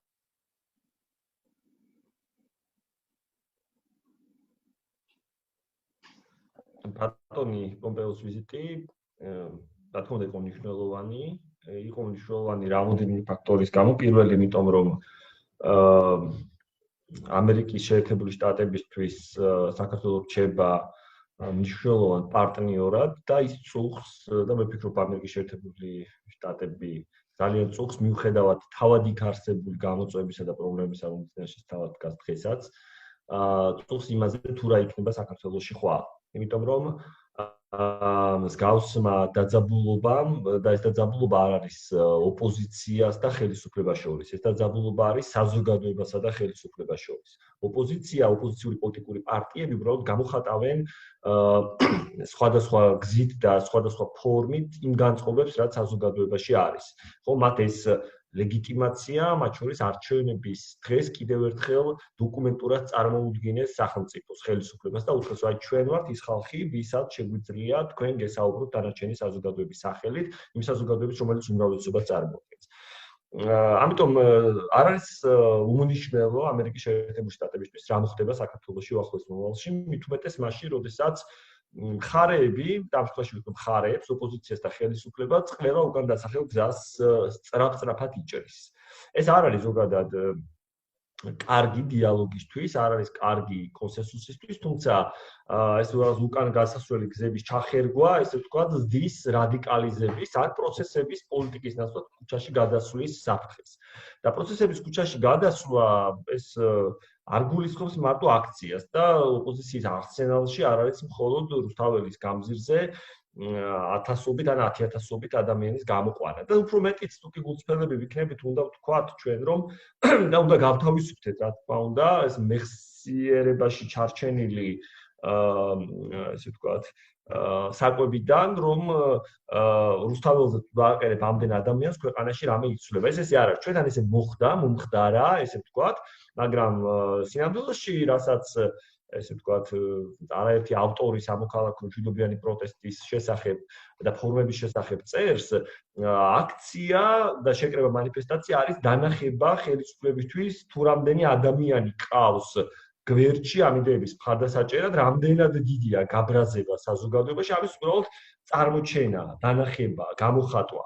მაგრამ რაც შეეხება ფორმებს, თავად პროტესტორები გაცილებით უფრო მცირერიცხოვანი, ესე ვთქვათ, მონაწილეობით შეიძლება იყოს უფრო მწარე და ცხარე, ესე ვთქვათ, და შემაწუხებელი ხელისუფლებისთვის, დამღლელი ხელისუფლებისთვის და რაც ყველაზე მთავარია ხელისუფლება, რატომ არის ხო ხელისუფლება, იმიტომ რომ მას ეს აღიარება აქვს საზოგადოებისგან, ხო? ან თუ კი საზოგადოება შენ აღარ გაღიარებს ხელისუფლებას და გეცლება მხარდაჭერები არა მარტო ესე ვთქვათ, ვინც არჩევნებზე დათვალე შენ იმით, არამედ შენ ხო იცი რომ არჩევნებზე რაც გააყალბე, ან არასწორად წარმოაჩინე, ისიც არ არის შენი მხარდამჭერი, ან ვიღაც რო იძულებით მოიყვანე და ხმა მიაცემინე შენთვის ასაგებლად, შენ ხო იცი რომ ის სინამდვილეში შენი მხარდამჭერი არ არის. აკრა თუ კი ძალაუფლებები ეს აღიარება გერთმევა ხელისუფლებას, შენ უნდა ბუტაფორიად იქცევი და კარგავ ძალაუფლებას. ამიტომ ხელისუფლება კარგად უნდა აცნობიერებდეს 8 წლის თავზე საკუთარი მართლობის და ამ ძალიან ცუდად ჩატარებული, სამარცხვინოდ ჩატარებული არჩევნების შემდგომ, რომ მათი ძალაუფლება ესეთი მყიფე არასდროს არ ყოფილა დღემდე. ამიტომ პირიქით ხელისუფლებაც უნდა იყოს დაინტერესებული ახლა, რომ შესთავაზოს ოპოზიციას ისეთი რამ, რაც გონივრული გამოსავალი იქნება ოპოზიციისთვისაც, რომ საჯაროდ არჩევნების მესამე დღეს დადებული პირობის შემდგომ რომ ისინი არ შედიან პარლამენტში, უკან დახევა აუხსნა საკუთარ მხარდამჭერებს. იმიტომ რომ დღეს როგორ არის, ხო? მე ძალიან ბევრ ადამიანს ხედავ, რომელიც ახილავს ოპოზიციის პარლამენტის შესაძლებლობას. არა და რაღაც ხომ უნდა იყოს რა არის გამოსავალი მაშინ ამ სიტუაციიდან. ხო ეს დავინახავ აპირებაზე და ინტერესთა კონფლიქტზე ვლაპარაკობთ, ანუ საწინააღმდეგო ინტერესები გვაქვს ადამიანებს ამას გულისხმობთ ინტერესთა კონფლიქტში ამ სიტუაციაში ჩვენ ერთმანეთს უპირისპირდებით, რა არის აქედან გამოსავალი? არ შეიძლება იყოს მისი გადაწყვეტა, ხო? ზოგადად კონფლიქტებს აქვს გადაწყვეტის საკუთარი ფორმები, ხო? ეს გზები. ამ გზებიდან რომელს ვირჩევთ? ამ დამარცხებული, გამარჯვებულით მივდივართ, სადაც ერთი მოიგებს უეჭვალად და ყველა დანარჩენი დამარცხებული იქნება, თუ რაიმე სხვა გზა უნდა ვეძებოთ. ამიტომ ამისთვის არის, მე ვფიქრობ, ეს არის ფიქრის და ასე ვთქვათ, ოპოზიცია მას და ხერხმა ამაზე უნდა იფიქროს. რაც უფრო მეტად ჩაიხერგავენ უკეთ წასასვლელ გზებს, ის მათგან ერთ-ერთი ძალიან ტკივნეულ მარცხს იწვევს ამის გამო. თუ ეს იქნება ოპოზიცია, ისინი დაკარგავენ დიდი ხნის მანძილზე ამ ურჩევლად და მხარდაჭერას დაამკვიდრებენ საზოგადოებაში ნიჰილიზმს, რომ ამ ქვეყანაში დემოკრატიულად რაიმე შეცვლა შეუძლებელია, თუ ეს მარცხი ოპოზიციამ იწვია, თუ ეს მარცხი იწვია ხელისუფლებამ, ეს იქნება რევოლუცია. ხალხი მივა იქამდე, რომ მათ გამოაცხებს საკუთარი სავარცხლები და ეს ორივე იქნება ძალიან ცუდი ჩვენი ქვეყნისთვის. ამიტომ რაღაც სხვა გზები უნდა მოიძებნოს იმისთვის, რომ საკითხი ესე არ დასრულდეს. ეხლა რაც შეეხება ეხლაც იყო კითხვა, საერთაშორისო საზოგადოება სწორედ ამას ცდილობს და კითხვები, რომელსაც სვამენ არის აი ეს კითხვა, რომ არ შეხვალთ პარლამენტში და მერე რა ხდება? აი არ შეხვედით პარლამენტში 1 წელი, 2 წელი, 3 წელი, მერე რა ხდება? რას აკეთებს ამ დროს ხელისუფლება? ხო, ხელისუფლება კიდევ უფრო თამამი და შეიძლება ბოროტი გახდეს, ჭყალებში ბოროტი აქვს, პოლიტიკური ბოროტებას გულისხმობს. მოგეთ იმის თქვა, მინდა რომ ეს კითხვები არსებობს. მე არ გეუბნებ რომ ეს არასწორი ან სწორია, უბრალოდ ბოიკოტი პარლამენტში არ შესვლის, უნდა იყოს საშუალება და არა მიზანი. პარლამენტში რო არ შედიხარ, ეს არის საშუალება რომ რაღაცას მიაღწიო და აი რისი მიღწევა გინდა ეს უნდა იყოს უფრო ცხადი და ნათელი. ამიტომ შენ რო არ შეხვალ პარლამენტში და დაჯი ხელისუფლებას, ამით შენი ჭკუით რომ დაჯი ხელისუფლებას, შეიძლება ეს დაჯა კი არ გამოვიდეს, არამედ პირიქით. ამიტომ ამასაც უნდა ვიფიქროთ, დავწონოთ კარგად, რას ვიღებთ, ანუ ეს არის საშუალება თუ ეს არის მიზანი. და კიდევ ერთი პომპეოს ვიზიტი ახსენეთ ეხლა და პომპეოს შეხვედრებიც იყო გარკვეული გზავნილებით გამსჭვალული. ვის შეხვდა და ვისთან ვის ვინ შეახვედრა, ესე ვთქვათ, ხო? მათ შორის პომპეოს შეხვედრა იყო არასამთავრობო სექტორთან, ჩვენი ორგანიზაციაც ესწრებოდა ამ შეხვედრას და მან ძალიან ცხადად იმ დღესაც და იმავე დღეს სახელმწიფო დეპარტამენტის მიერ გამოქვეყნებული გზავნილითაც ესე ვთქვათ გითხრა, რომ თქვენი ერთ-ერთი მთავარი პრობლემა ის არის, რომ ინსტიტუტები არ ყავთ, ინსტიტუტების დობა არ გააჩნიათ, CSKO-ს დობა არ აქვს და ვისაც შეიძლებოდა CSKO-ს არარსებული დობა დაეკომპენსირებინა, ეს არის დამოუკიდებელი სასამართლო. დამოუკიდებელი არა იმ ხარისხით, რომელიც შეიძლება სტანდარტებთან ყველაზე ახლოს იყოს, ამით დამოუკიდებელი იმდენად, რომ მას საკუთარი მოქალაქეები მეტნაკლებად ენდობოდნენ. და ამ სტანდარტების არარსებობის სასამართლოს არარსებობა არის ერთ-ერთი მთავარი გამოწვევა. რეალურად ეს წერია კიდეც იმ დოკუმენტში, რომელიც გააჩნია სახელმწიფო დეპარტამენტმა. ამიტომ მან წუხილები გამოთქვა კიდევ ერთხელ ჩვენთან შეხვედრაზე და კიდევ ერთხელ ვისაუბრეთ, როგორც სავალალო მდგომარეობაშია ჩვენ მართლმსაჯულების სისტემა. ნუ ეს ახლა ზოგადად ცხადია, რომ ხელისუფლებას უნდა მართლმსაჯულება, რომელიც არის მეგობრული, ფრენდლი, ვთქვათ, სასამართლო, მეგობრული სასამართლო, რომელიც აკონტროლებს, იმიტომ რომ ეს CSKO-ს თუ რამეს გააფუჭებს, იმედი გქონდეს, რომ სასამართლო არ გაასწორებს. აი ესეთ მოცემულობაში ვართ. მოკლედ ამიტომ შეიძლება არსებობდეს რაღაც შეთანხმება, არ ვიცი, თეორიული შეთანხმება, რომ ოპოზიცია მაგალითად შედის პარლამენტში 6 თვით, ამ 6 თვეში არის თქვა ორი საკითხი, რაზეც მუშაობს პარლამენტი, ეს არის საარჩევნო ადმინისტრაციები და საარჩევნო რეფორმა და სასამართლო და სხვა თემებზე ოპოზიცია არ იღებს მონაწილეობას არც ერთ პროცესში და მომდევნო თქვა 1 წლის თავზე ტექნიკურად ეს მოგვარებადია, ტარდება ახალი არჩევნები. აი თუ კი ესეთი რამე შეთანხმება იქნება, ეს არ არის ქართული ოცნება ეძახის რომ არჩევნებს მოიგო და მას კიდევ აქვს საშუალება კიდევ ერთხელ მოიგოს და დაუხტიცოს ყველას რომ მას მოგება შეუძლია და მეორე მხრივ ოპოზიციასაც შეიყვანს პროცესში, რომელი პროცესის დააბრუნებს პოლიტიკას, იქ სადაც პოლიტიკა უნდა კეთებოდეს და წაიყვანს ქუჩიდან. ეს არის ჩემი ხედვა. ოღონდ ეს არ არის ულტერნატივი, შეიძლება სხვა ალტერნატივებიც არსებობდეს, რომელიც მშვიდობიან გამოსავალს შემოგთავაზებს ამ პროცესიდან, იმიტომ რომ შეიძლება სხვა გამოსავალი ყველანი ისე დავზარავდეთ და იმდენი ხნით დავზარავდით, რომ შემდგომ სანანებელი ვქონდეს. ძალიან ბევრი შეკითხვა შემოდის ჩვენი მსმენელებიდან და ამ შეკითხვებს დავუსვავ მანამდე მინდა ერთი შეკითხვა, მოკლე შეკითხვა დაგისვათ ბატონო გია. აი ბოლო 10 წლების მანძილზე საქართველოს მუდმივად რეალებს ერთ დღეზე სისტემა უნდა დაინგრეს, მუდმივად ეს მოთხოვნებია, ხო? აი ბატონმა გიორგიმაც ისეუბრა ამაზე, რომ აი რაღაც გამოსავალი უნდა ვიპოვოთ. რა შეიძლება იყოს გამოსავალი საერთოდ ალტერნატივა ქუჩის პროტესტების? იმდენად რამდენი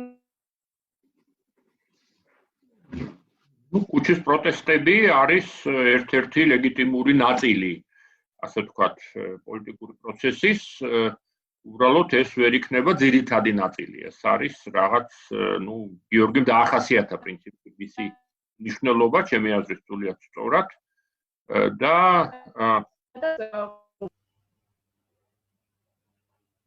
რაღაც თითქოს ამბობთ და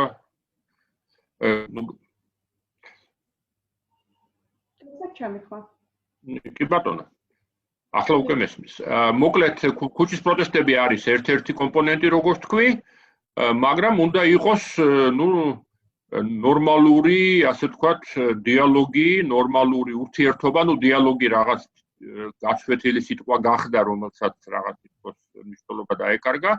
ანუ შეიძლება საჩვენებელი დიალოგი იყოს უბრალოდ იმისთვის, რომ დიალოგია და ბოლო ორი შეხვედრა ოპოზიციას და ხელისუფლებას შორის. ჩემი აზრით უფრო ასეთი საჩვენებელი დიალოგის ხასიათს ატარებდა. უნდა იყოს აღიარება, ასე ვთქვათ, პოლიტიკური პროცესი, რომელიც ემყარება აღიარებას, რომ არც ერთი პოლიტიკური ძალა არ არის სრულად დომინანტი, რომ ოპოზიციას აქვს ლეგიტიმურობა, ხელისუფლებას აქვს ლეგიტიმურობა და გარდუვალია, რომ არსებობდეს ხელისუფლება და ოპოზიცია, ყველას აქვს თავთავისი ფუნქცია პოლიტიკურ პროცესში და რაღაც შეთანხმება თამაშის წესებზე უნდა არსებობდეს, რომელიც მისაღებია ორივე მხარისთვის. ჩვენ ეს პრაქტიკულად არ აგვაქვს. ხელისუფლების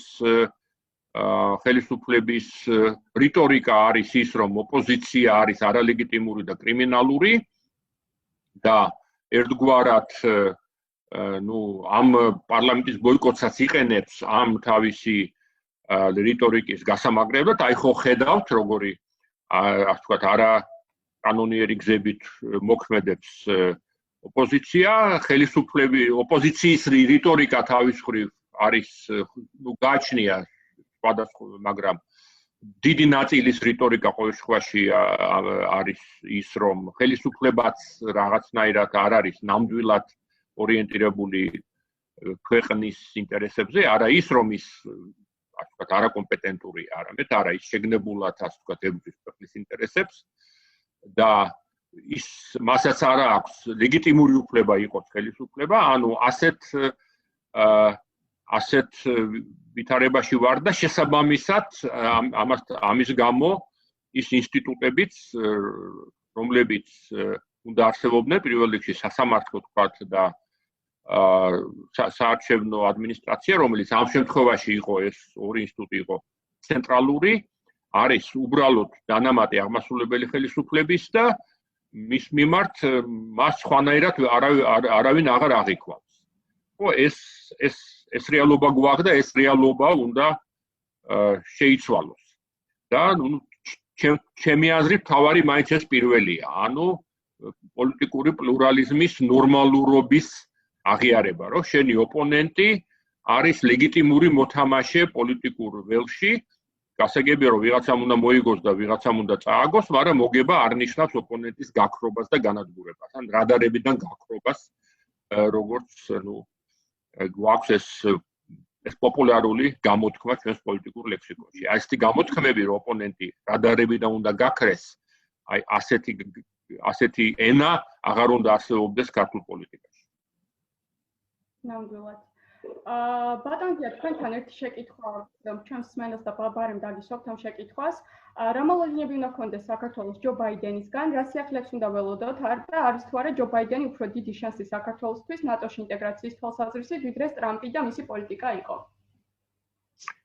ჩემი აზრით, ჩვენ, რა თქმა უნდა, ძალიან მნიშვნელოვანია ჩვენთვის დასავლელ პარტნიორები და დასავლელ პარტნიორებთან თანამშრომლობა, მაგრამ თუ საუბარია დემოკრატიის განვითარებაზე, ჩემი აზრით, ცოტა ვაზვიადებს დასავლელი პარტნიორებისთვის, მნიშვნელობას, რომ თითქოს ვიღაცამ უნდა დაგვიმყაროს დემოკრატია, რომ ჩვენ საზოგადოება კოლექტიურად ვერ ვაიძულებთ ხელისუფლებას, რომ იყოს დემოკრატიული, მაგრამ ჩამოვა პომპეო და ის რაღაცას ეტყვის ივანიშვილს ან გახარიას და ის დაიწყებს კარგად მოქცევას დაუშვათ და პომპეომ ასეთი რამე არ თქვა და ამიტომ ხალხი გაწყვილებულია, რომ პომპეო ცუდია, მაგრამ ახლა კარგი ბაიდენი დაუშვათ იმას უფრო უყვარს დემოკრატია ვიდრე ტრამპს და ის გამოაგზავნის ვიღაცას არ ვიცი ვის და მე ის ეტყვის რაღაცას ივანიშვილს ან გახარიას რაღაც ისეთს, რომ აიძულებს მას, რომ დემოკრატი გახდეს. ჩემი აზრით, ასეთი იმედები არ უნდა გქონდეს. თუ საქმე ეხება დემოკრატიას. ახლა თუ საქმე ეხება ნატოს წევრობას და ევროატლანტიკურ ინტეგრაციას, ეს სრულიად სხვა თემაა. თუ ბაიდენის წარსული გამოცდილება, მისი გამონათქვამები, როცა ვიცე-პრეზიდენტი იყო, თქვათ, ამას თუ გავიხსენებთ, იმედი უნდა გქონდეს, რომ ის შედარებით უფრო დაინტერესებული იქნება ამ რეგიონით და ზოგადად, თქვათ, ატლანტისტი იქნება და შეეცდება ნატო უფრო გააძლიეროს და ასე შემდეგ, ამის იმედის საფუძველი ალბათ უნდა გქონდეს, მაგრამ ახლა იმის თქმა, რომ ბაიდენი მოვიდა და ნატოში მიგვიღებენ ამის გამო, ალბათ გულუბრყვილობა იქნება.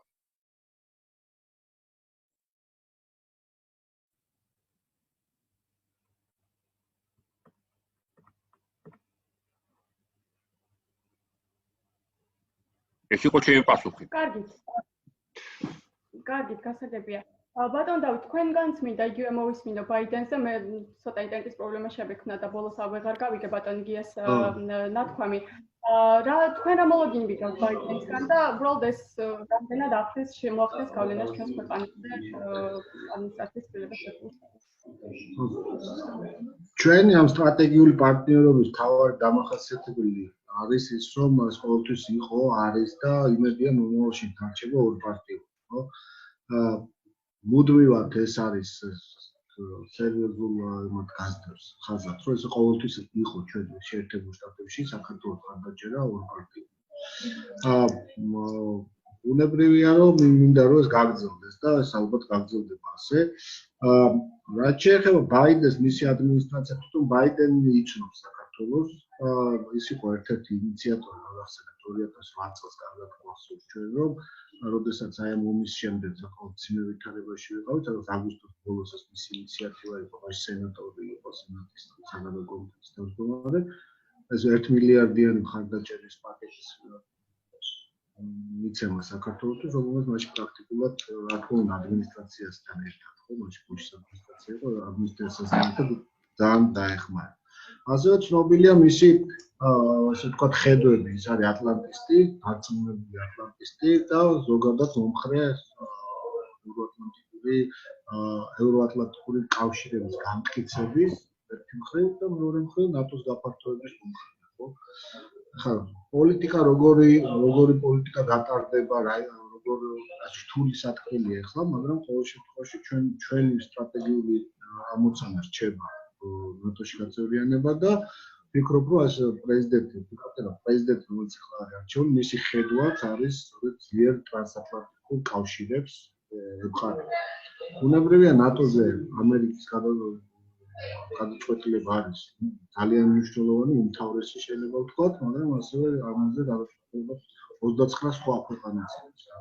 ამიტომ ძალიან მნიშვნელოვანია, რომ სწორედ ეს კონსენსუსი აშენდეს. არ არის არასოდეს ნატოში გაწევრიანება არის ყოველთვის ძალიან მნიშვნელოვანი. ნატოში გაწევრიანება როცა საუბრობთ, ძალიან მნიშვნელოვანია ყოველთვის. არ დაგვაუწყდეს და არ დავაკნინოთ ის როლი, რომელსაც თვითონ საქართველოს თამაშობს თავის ნატოში გაწევრიანებაში. ეს არის ძალიან მკაფიოდ გამოჩნდა, როდესაც ბალტიის ქვეყნებს ღებულობდნენ კავშირში, მაშინ სკეპტიკოსები და თითქმის იგივე ქვეყნები იყვნენ, მეტნაკლებად სკეპტიკურად განწყობილი ბალტიელების მიღებაზე, როგორც საქართველოზე დადებატების მიდის ხოლმე, ხო? მაგრამ აქ საუბარი იმაზეა, რომ ამ ქვეყნებმა დაამტკიცეს, რომ ისინი ასრულებენ ყველა იმ პირობას, რომელიც საჭიროა ნატოში გასაწევრიანებლად, ისინი იყვნენ ლიბერალური დემოკრატიები, შეიძლება კონსოლიდირებული დემოკრატიული მომენტში თქვათ არის, მაგრამ ყოველ შემთხვევაში შეუქცევადი იყო ლიბერალური დემოკრატიის გამტკიცება იმ ქვეყნებში და ასევე დააკმაყოფილებდნენ ყველა იმ ეკონომიკური იქნებოდა ეს სამხედრო თავსებადობის კომპონენტებს, რომელიც საჭირო იყო ნატოში გაწევრიანებისთვის. ძალიან სქემატურად რო ვთქვათ, ნატოში გაწევრიანება არის სკეპტიკოსებისთვის არგუმენტების წართმევა და ხარდამჭერებისთვის არგუმენტების გამრავლება.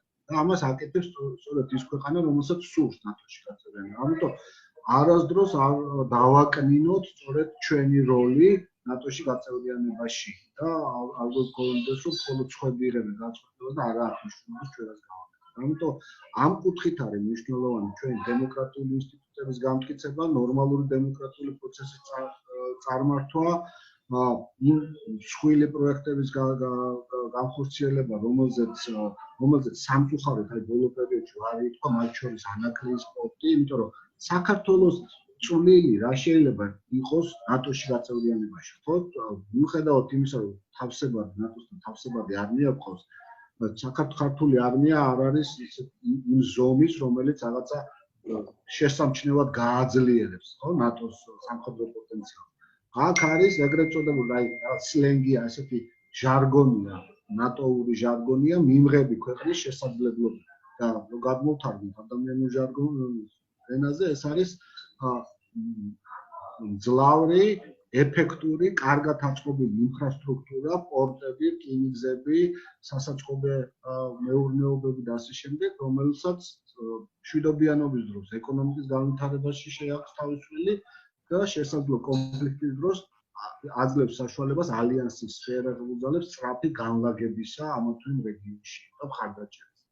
სწორედ აი ასეთი ტიპის პროექტებზეა საუბარი. არის კიდევ შეგვიძლია ცლად ვისაუბროთ ამაზე, მაგრამ ეს უკვე სხვა საუბრის თემა. ამიტომ მე ვფიქრობ, რომ კი, რა თქმა უნდა, ოპტიმისტურად მე განწყობილი, მაგრამ ძალიან მნიშვნელოვანია თვითონ საქართველოს რას იზამს, თვითონ საქართველოს როგორ მოიქცევა და განაბიჯებს გადადგმავს და როგორ რეფორმებს გაატარებს უპირველეს ყოვლისა. იმიტომ რომ ნატო სამხედროზე მეტად არის ფასეულობების ალიანსი და სწორედ აი ასე ვთქვათ,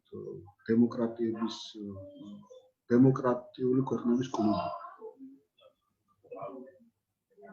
მადლობ. ბოლოს შეკითხვა გიორგისთან და შემდეგ უნდა შევაჯამოთ. ეს არის შეკითხვა არის ურთიერთდამოკიდებულების შესახებ ოპოზიციას და ხელისუფლებას შორის. სამწუხაროდ ისინი ორიენტირებული არიან არა საერთო კეთილდღეობაზე, არამედ ერთმანეთის ქიშფსა და კონფლიქტზე. ამაზე რა აზრის ხართ? ნაწილობრივ მოიცვა თქვენმა ქიშფი და ერთმანეთის ქიშფი, ოპოზიციის და ხელისუფლების ქიშფი ქმნის კეთილდღეობას. ჩვენ ამას უნდა შევთანხმდეთ, იმიტომ რომ დიახ, ოპოზიციის ბუნებრივი ფუნქცია აკონტროლოს ხელისუფლება, ეცადოს იპოვოს ყველა მისი სუსტი მხარე და ნაკლოვანება, აკრიტიკოს და გახადოს უკეთესი მმართველობა. ეს თუ არ ხდება, იქ კეთილობა არ არსებობს. სადაც ეს არ ხდება.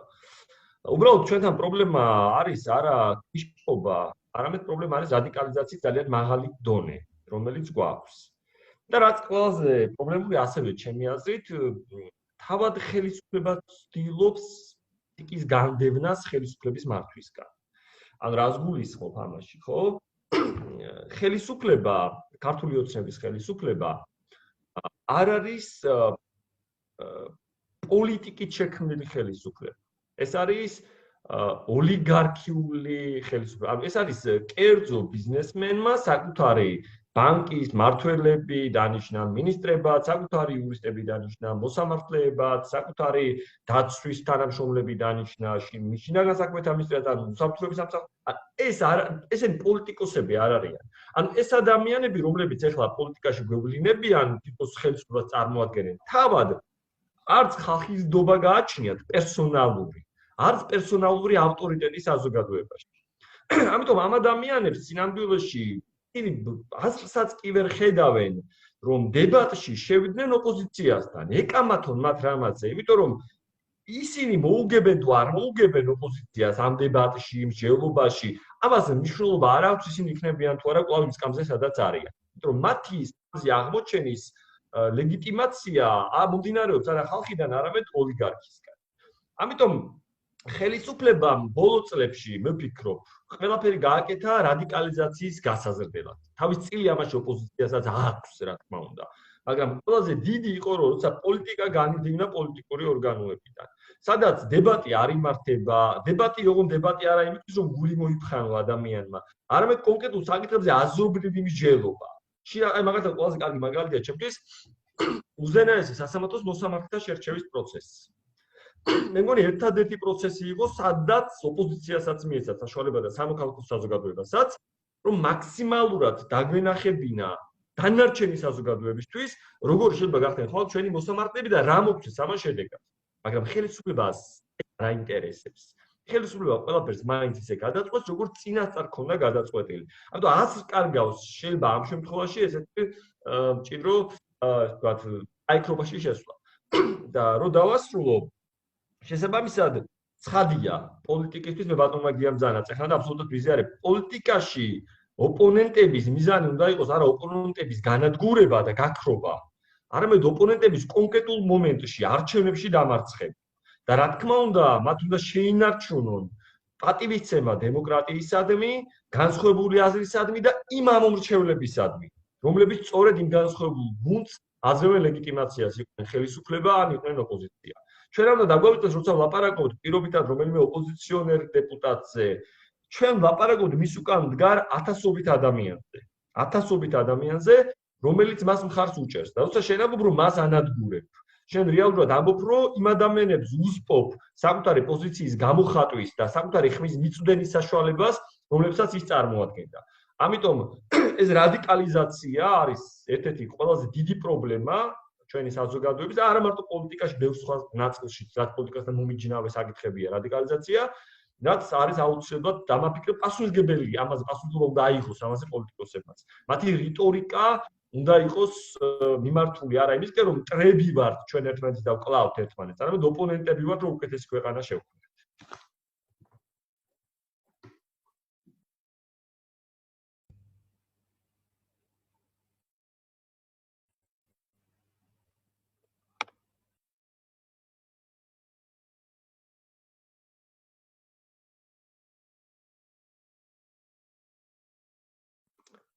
მე როგორც ვთქვი, გარკვეული ინტერნეტის პრობლემა აქვს, მასპინძლებს. ხომ არ სურთ რაიმეს დამატება, დავიცა ბატონ გიას რა შეიძლება განსხვავებული მოსაზრებაც ჰქონდეთ, საგან დაგვიბრუნდება მოდერატორი. აი ლიდერშიპი მასნის გიორგი, ანს სწორად რომ შევაჯამოთ მოდელი შეხვედრა. ნამდვილად რადიკალიზაცია არის ჩვენი პრობლემა, რადიკალიზაციის გარეშე ჩვენი საზოგადოება იქნებოდა უფრო მეტად დემოკრატიული და უფრო მეტი საშუალებაც ექნებოდა საქართველოს სამრჩევლებს, რომ წვლილი შეეტანათ დემოკრატიული მმართველობის პროცესში და ქონოდა არა ხალხზე მმართველობა, როგორც ეს დღეს გვაქვს, არამედ ნამდვილად ხალხის მმართველობა, რაც არის დემოკრატიის სამოსავალი წერტილი. უნდა ითქვას ისიც, რომ ჩვენ ნამდვილად ვიმსახურებთ თავისუფალ სამართლიან დემოკრატიულ გამჭვირვალე არჩევნები ნამდვილად იმსახურებს და სახალხო დაკვეთა, რაც იყო მრავალფეროვანი, მრავალპარტიული პარლამენტი, ნამდვილად უნდა იქნას შესრულებული, რადგან დღესდღეობით საფრთხე გვაქვს ერთპარტიული პარლამენტის ფორმირების რისკის. სიტყვა სამართლიანობაზე მუდმივად მახსენდება ხოლმე ერთ-ერთი ამერიკელი პროფესორის გამონათქვამი, რომელმაც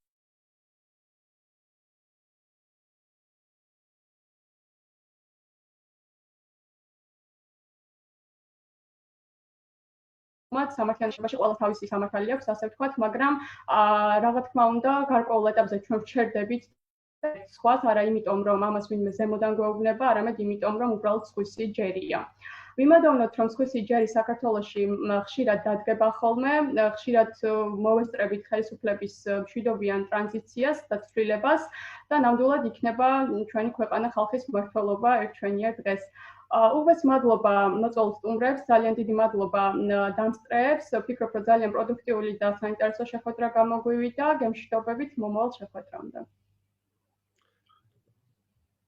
ახონდეს.